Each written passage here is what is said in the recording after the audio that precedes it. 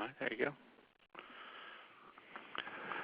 Okay, I think we're ready to get started here. Looks like it's noon straight up. My name is Chuck Michel.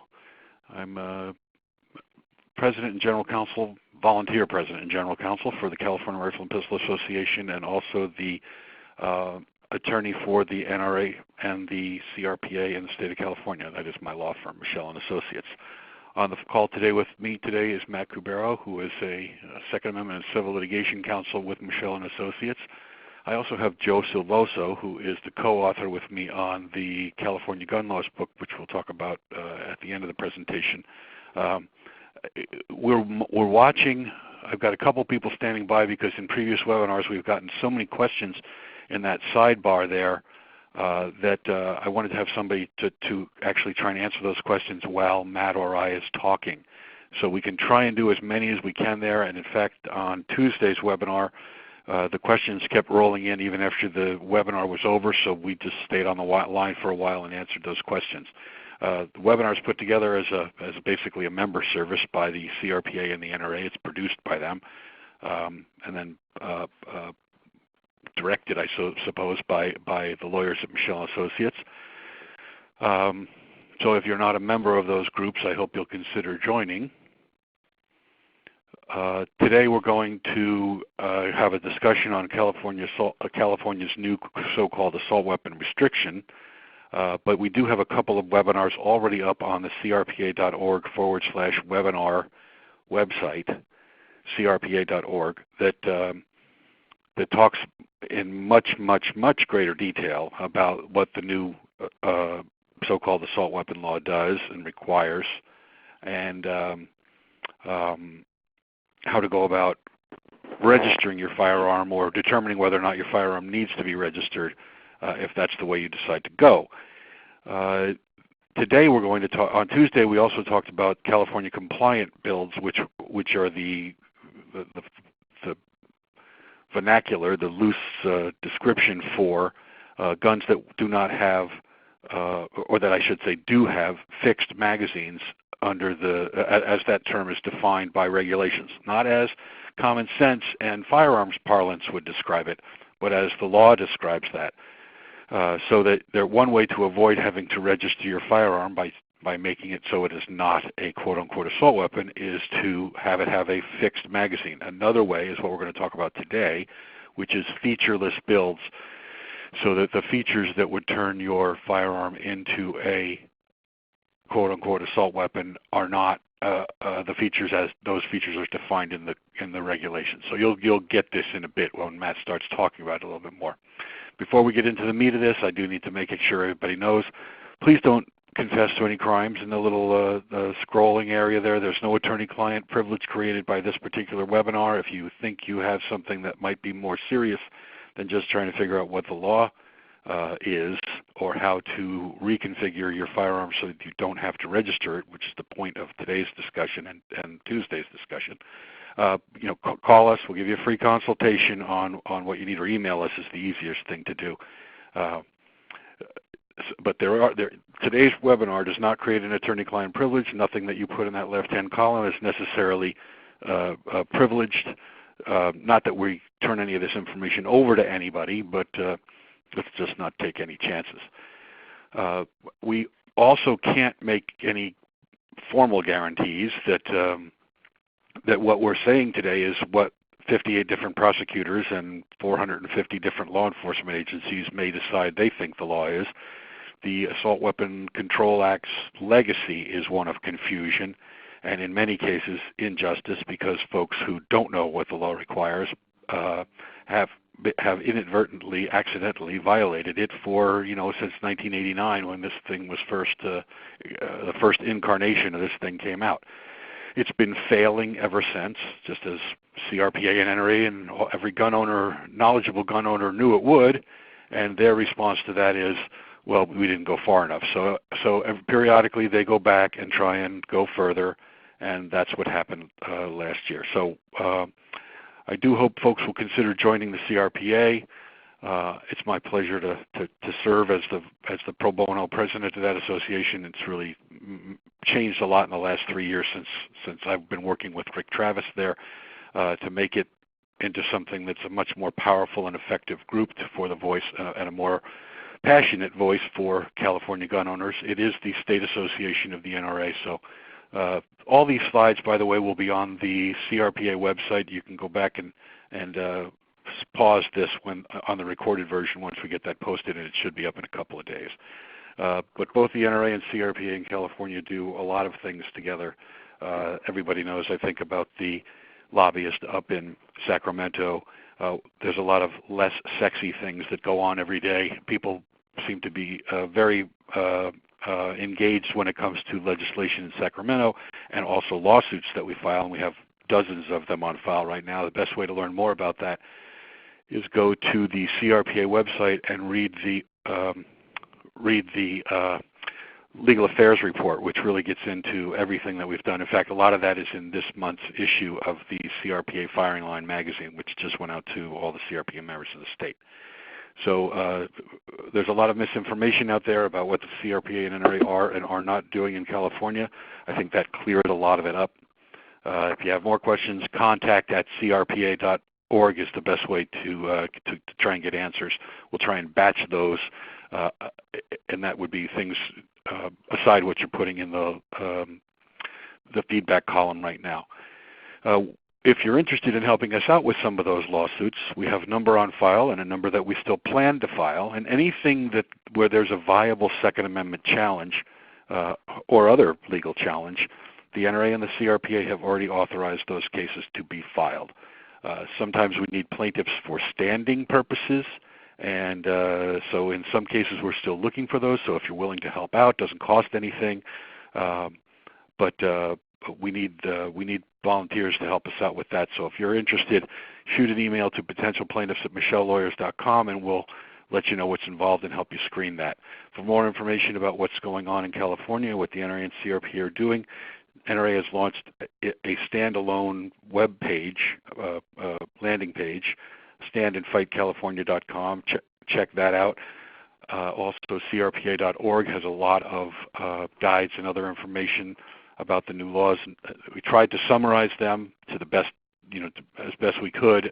Really, some of this stuff is not really amenable to being summarized, which is why we've had to do these more involved webinars.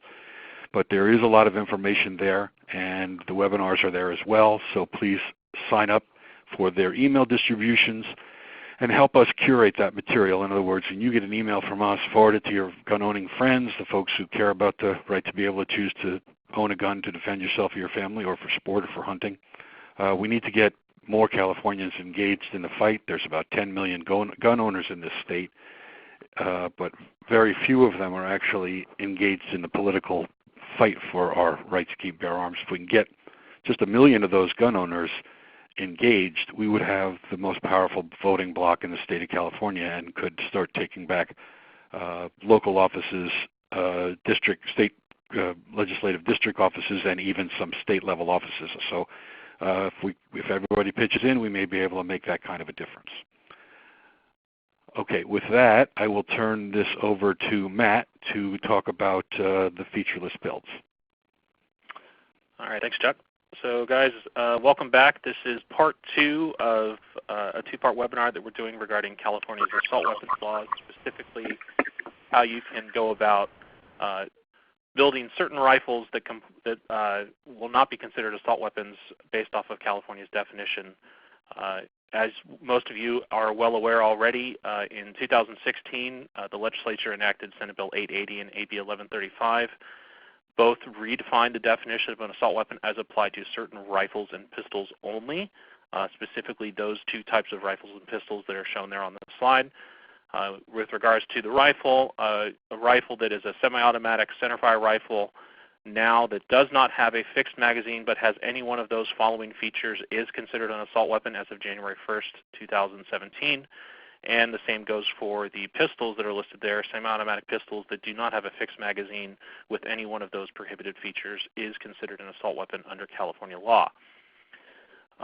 It is important to note before we go forward, obviously there are other definitions for an assault weapon that were unchanged by AB 1135 and SB 880.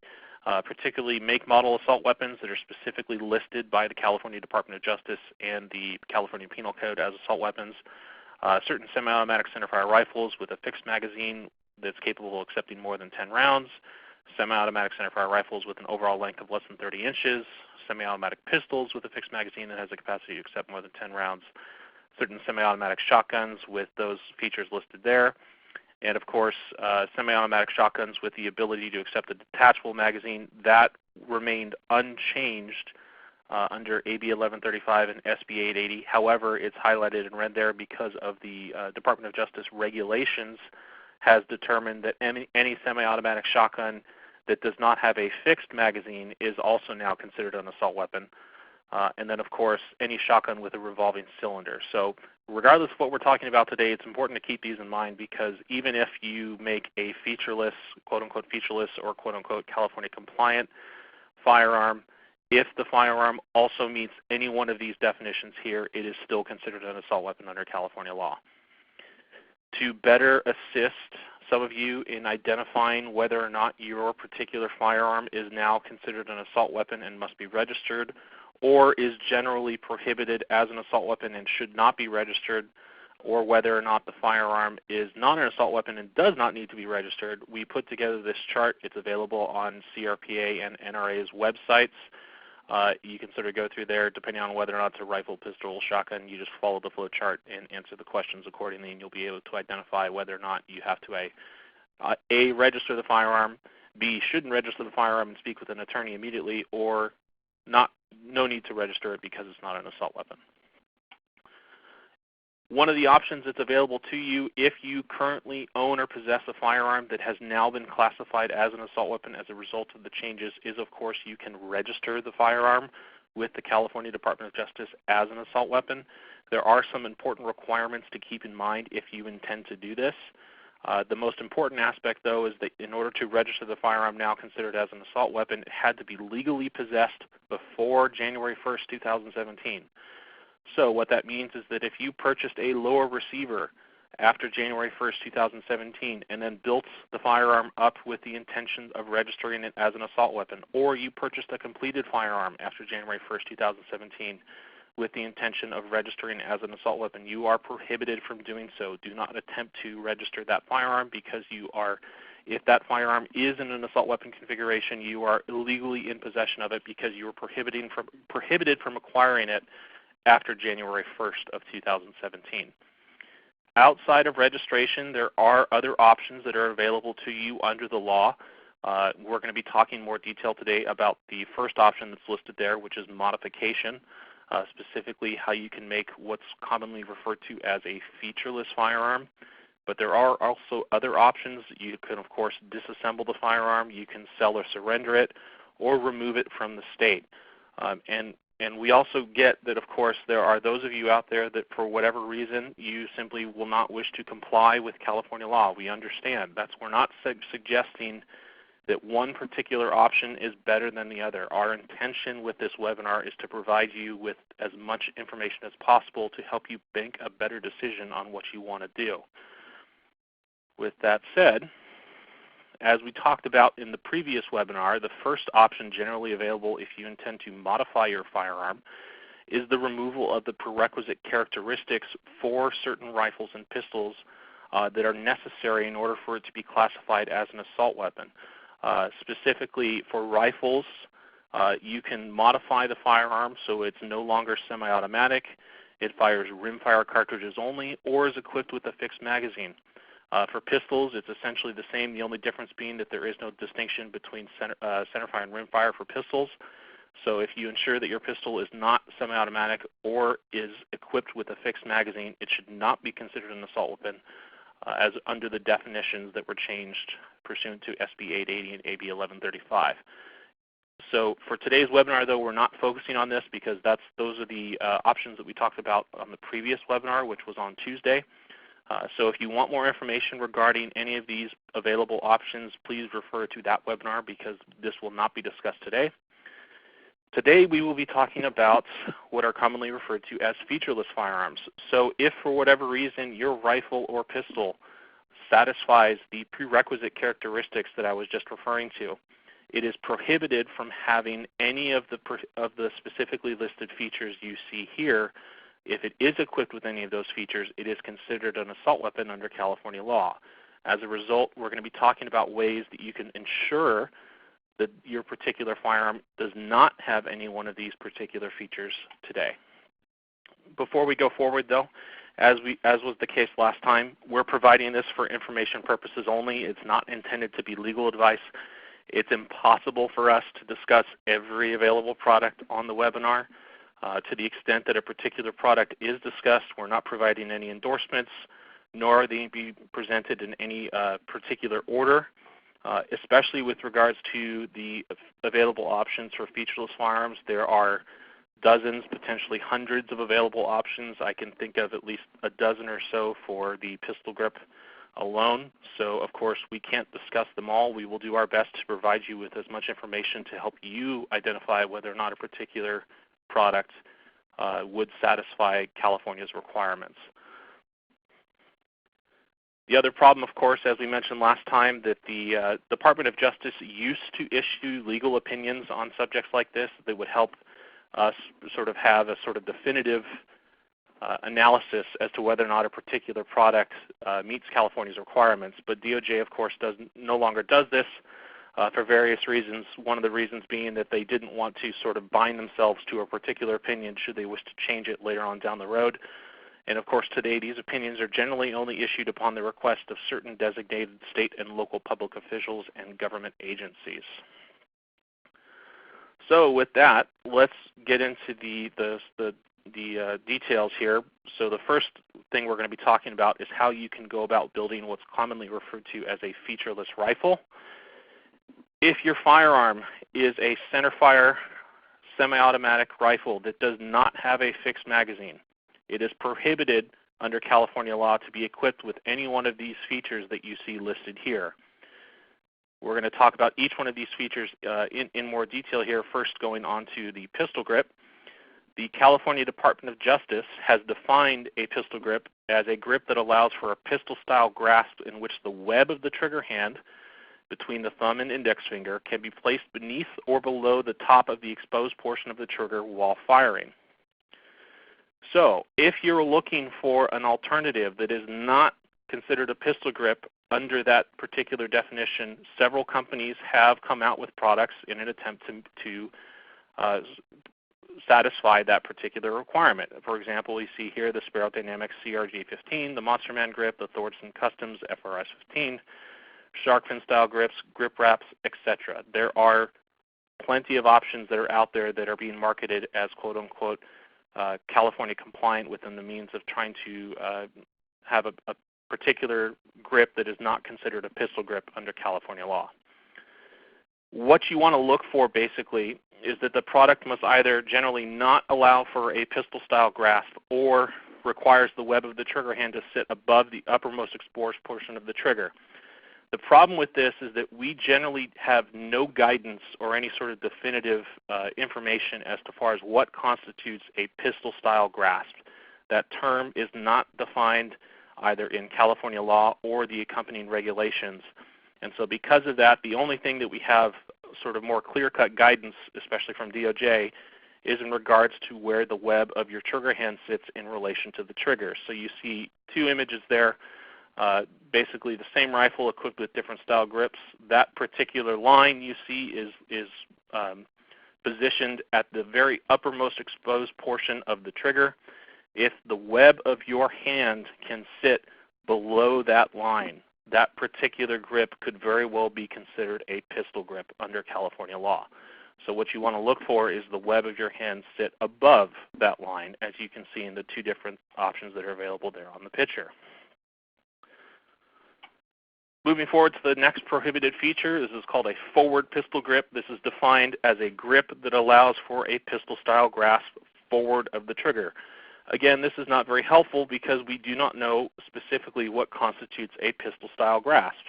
So the question, of course, then becomes about what other options are available out there. For example, angled foregrips, magazine well grips. Well, there isn't a definitive answer. However, I think, and we think, that there's a strong argument that these particular options that are available to you do not allow for pistol style grasp because the web of your hand can only be placed on the side of the firearm. And so as a result, these particular objects, if attached to the rifle, should not be considered a forward pistol grip within the definitions of California law. But as we said before, this is not something that's anywhere sort of defined or definitive in any sense of the word. So you could potentially have a local law enforcement officer or prosecutor come to a completely different conclusion. Stocks is the next feature that's some of which are prohibited. As you can see, there's generally 4 types of stocks that are specifically contemplated under California law and California regulations.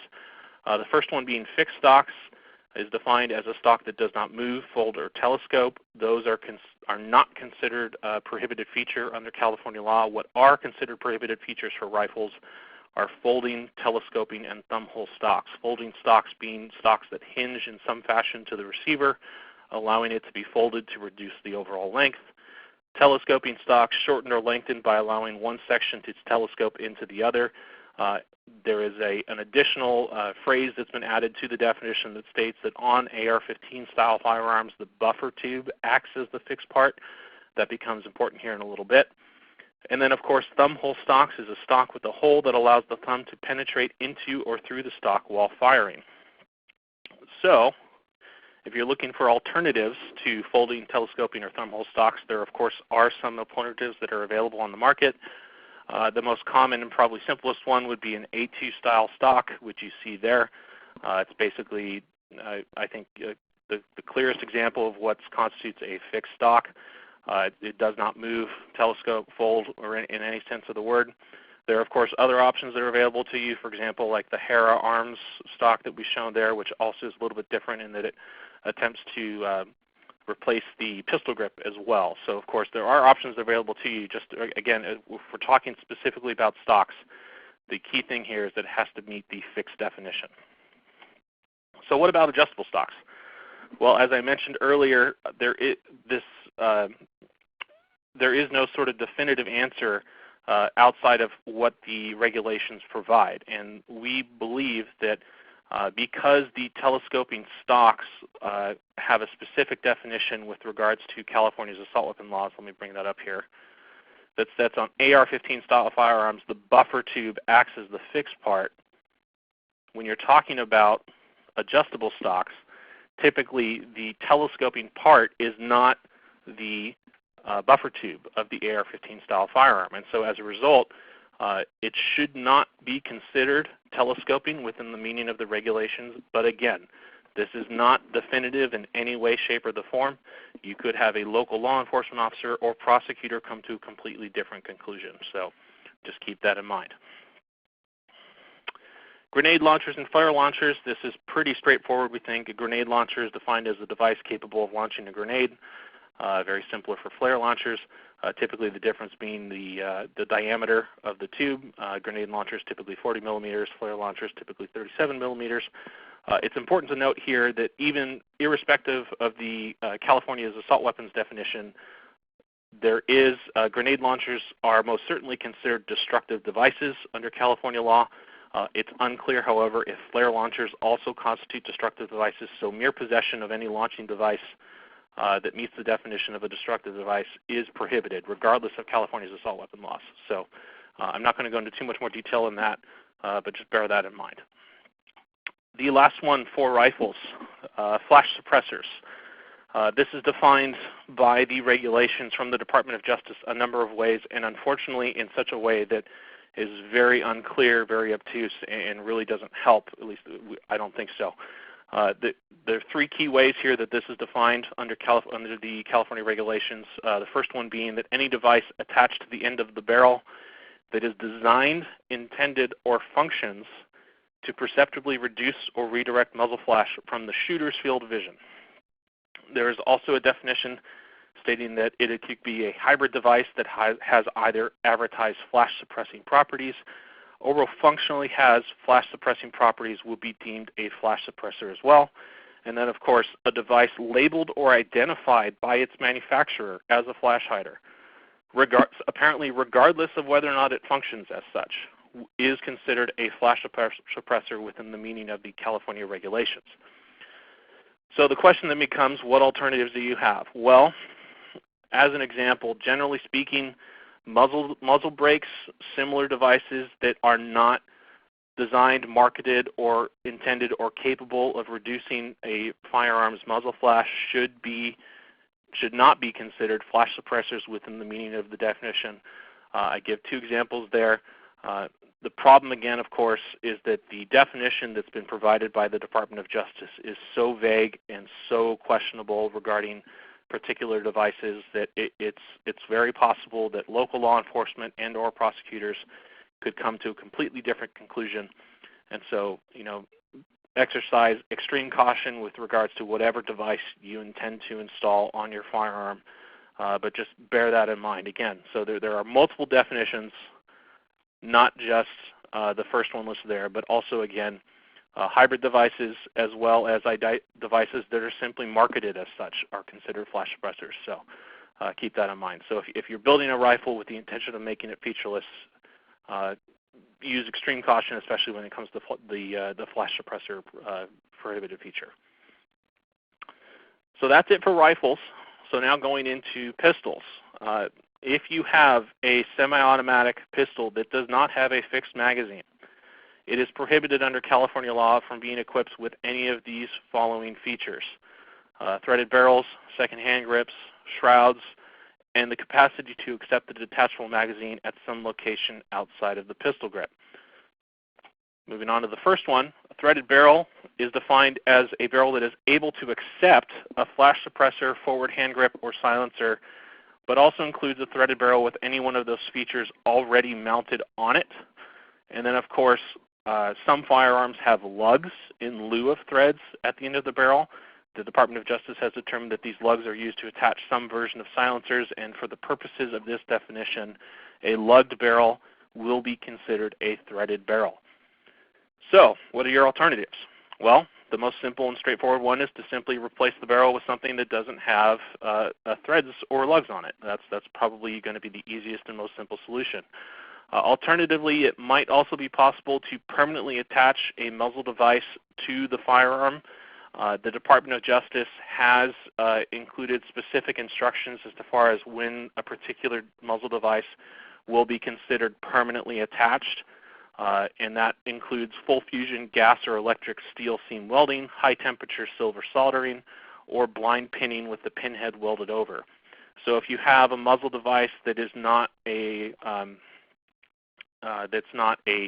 prohibited feature, for example, like a silencer or whatever, you can potentially permanently attach that muzzle device so the barrel itself will no longer be considered to be a threaded barrel.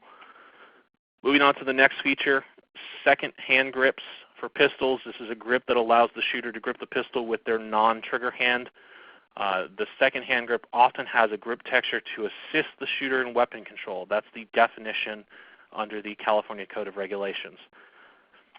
It's important to consider that in addition to California's assault weapons definition, there is also NFA concerns with pistols with second hand grips. The ATF has long held that by installing a vertical foregrip on a handgun, you would be creating a firearm requiring registration with ATF's NFA branch. If you're making such firearms and you fail to do so, it is a felony punishable by a fine and up to 10 years imprisonment. So if you want to lawfully add a vertical foregrip onto a handgun, a person must make an appropriate application on ATF Form 1. But of course, you also have, in addition to the federal restrictions, California's restrictions regarding assault weapons. So keep that in mind if you have a pistol, that is equipped with a second hand grip that is also semi-automatic and does not have a fixed magazine. So what about angled foregrips? So potentially if you have, for example, an AR-15 or AK-style pistol, this is a little bit different with regards to rifles. The reason being is that unlike rifles, prohibited second hand grips on pistols do not require a pistol-style grasp. So because such devices like angled foregrips, magazine well grips, etc., almost certainly assist the shooter in weapon control, angled foregrips will likely be considered second hand grips for the purposes of California's assault weapon restrictions for pistols. So bear that in mind. Moving on to the next feature, a barrel shroud. This is defined as a heat shield that is attached to or partially or completely encircles the barrel, allowing the shooter to fire the weapon with one hand and grasp the firearm over the barrel with the other without burning the shooter's hand. It's important to note here that for the purposes of this definition, a slide that encloses the barrel is not considered a shroud.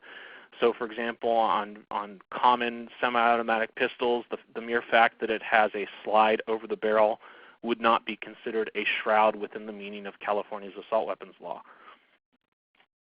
So what are your alternatives? Well, if you have an AR or AK style pistol, it's likely your only alternative is to remove the handguard entirely.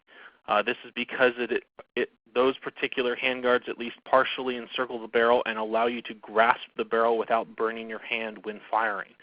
So for that reason, if you have an AR or AK style pistol that is equipped with a handguard forward over the barrel, that would most likely be considered a shroud within the meaning of California's assault weapons laws, and as a result would be considered a prohibited feature. Moving on to the last feature for pistols, detachable magazine outside the pistol grip. It's a pretty straightforward, if you can envision a rifle like you see there, you have the pistol grip in the one area, and then the magazine attaches to the firearm in a position somewhere outside of the pistol grip. So again, commonly owned semi-automatic pistols, typically the magazine is inserted into the pistol grip. In this case, if the magazine is inserted at some point on the firearm outside of the pistol grip, it is considered a detachable magazine outside of the pistol grip within the meaning of California's assault weapons restrictions. So this presents a unique problem with AR and AK style pistols. Given the restriction against having such magazines located outside of the pistol grip, this will generally preclude an AR or AK style pistol from being built in a quote-unquote featureless configuration. However, use of a bullet button, and I don't mean one of the new style bullet buttons that requires disassembly of the firearm action.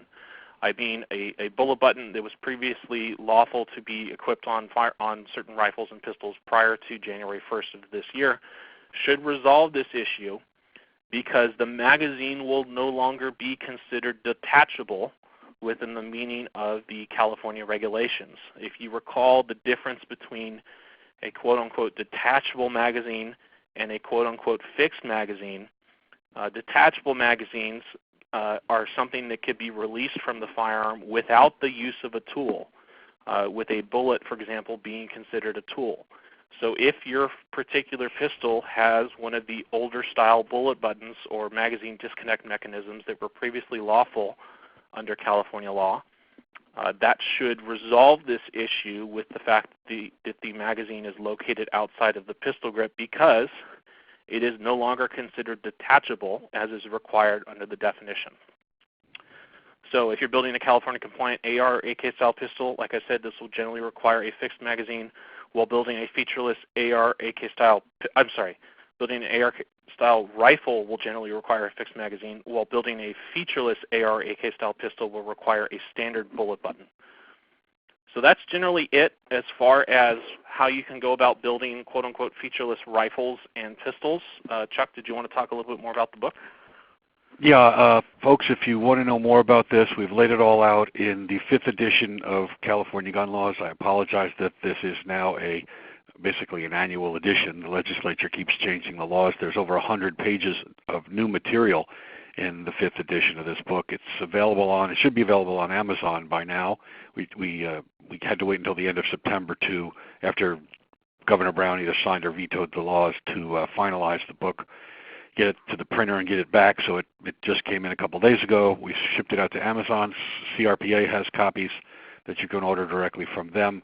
It really lays all this out in more detail, and you can kind of refer back to it as you need to.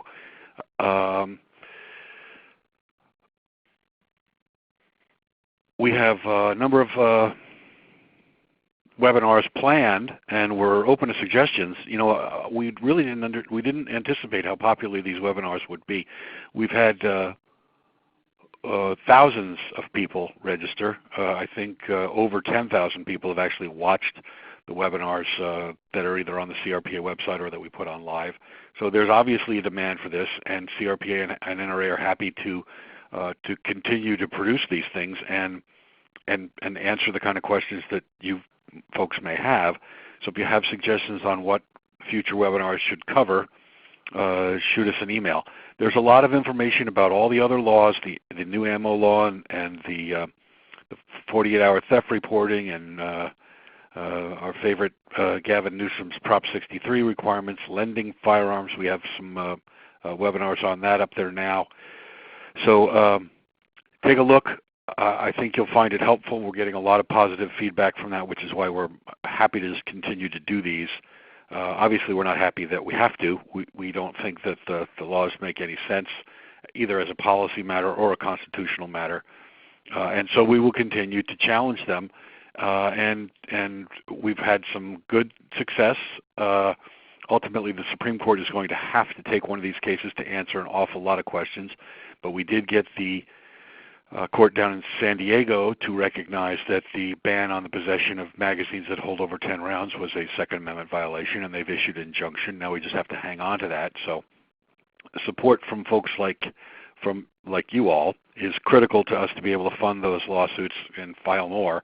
My law firm charges a deeply discounted nonprofit rate to NRA and CRPA, but even at that, they're very, very time consuming. As you can see, today's webinar was relatively short and relatively simple compared to some of the other webinars that we've put on there. It's all very dense material and it's all new. Even the constitutional arguments that we're having are relatively new. So it's a lot of custom work that has to be done to continue to challenge these things. But we will continue to challenge them. We know that everybody that's behind CRPA and NRA supports these lawsuits and election, but not to mention campaigns and elections. That we really, our most powerful weapon is volunteers.